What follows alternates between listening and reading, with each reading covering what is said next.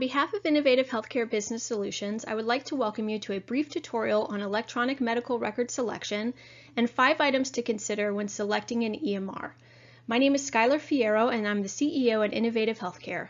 We are a full-service practice management company, and one of the items we assist clients with is EMR selection. We hope that you find this tutorial helpful, and without any further ado, let's get started. Just a brief disclaimer. Selecting electronic medical record for your practice is a big decision, both operationally and financially.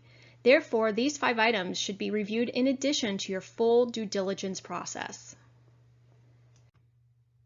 The first item to consider when selecting an EMR is to see if the EMR you are looking at is specialty specific. Typically, an EMR geared to your specialty means that certain features that you may utilize would also be present within the EMR. For example, if you're an orthopedic physician, the ability to document bracing a patient's leg would be available. If the EMR is not specialty specific, ask to speak to physicians that are currently using the product that are your same specialty.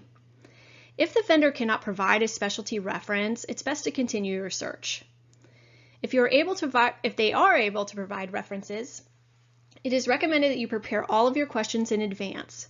Your questions should include items such as regarding the system stability, implementation, ease of use, customer support, and any lack of key features.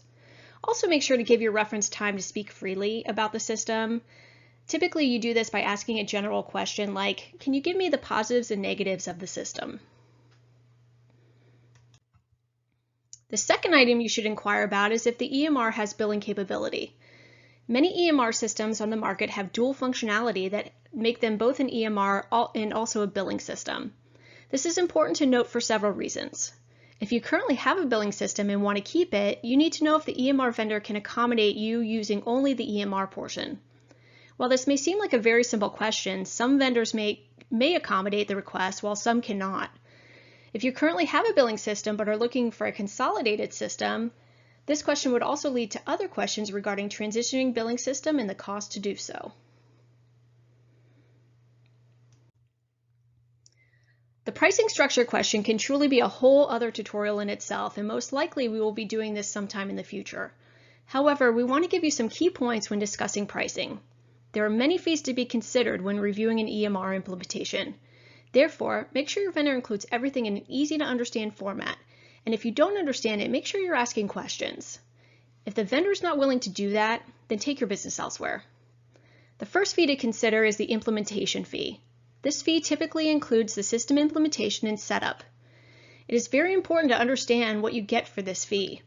For example, some implementation fees include a vendor doing the majority of the setup, while other vendors put a lot of the heavy lifting on the client. Typically listed with the implementation fee, there would also be a training fee component. Review this piece in detail. Some systems provide on-site training with a live person before and after go live. Some have a hybrid model, and others train through a set of video tutorials.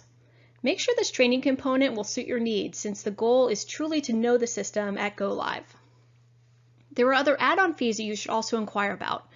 For example, if you're moving from one EMR to another, there are data migration fees or demographic loads that may need to be done. Since these involve a current and future vendor, there may be costs associated with both vendors.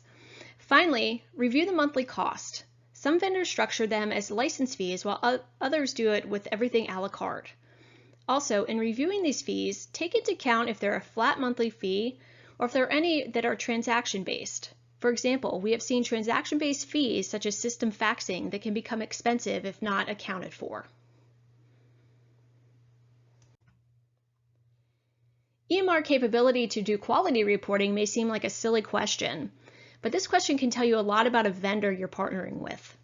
If the vendor cannot accommodate the current requirements for quality reporting to Medicare, you're better off finding another vendor.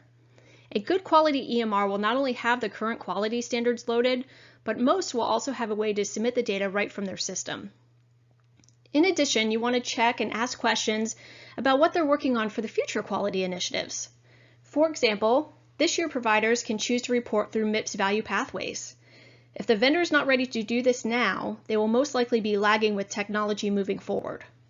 Also, when reviewing quality reporting, The system should either have reporting capability to show how you're doing on the quality initiatives, and some even have a dashboard with this information. I left this one for last on purpose as I feel it would be the most important. When selecting an EMR, do your research and ask for references. Do some digging on the company you will be partnering with, and it will save you time in the future. Many times, a simple Google search in the regular search field, and then again by selecting news, can provide a lot of good feedback. Typically, you will be able to find out if there have been any financial struggles. Is there funding news or private equity?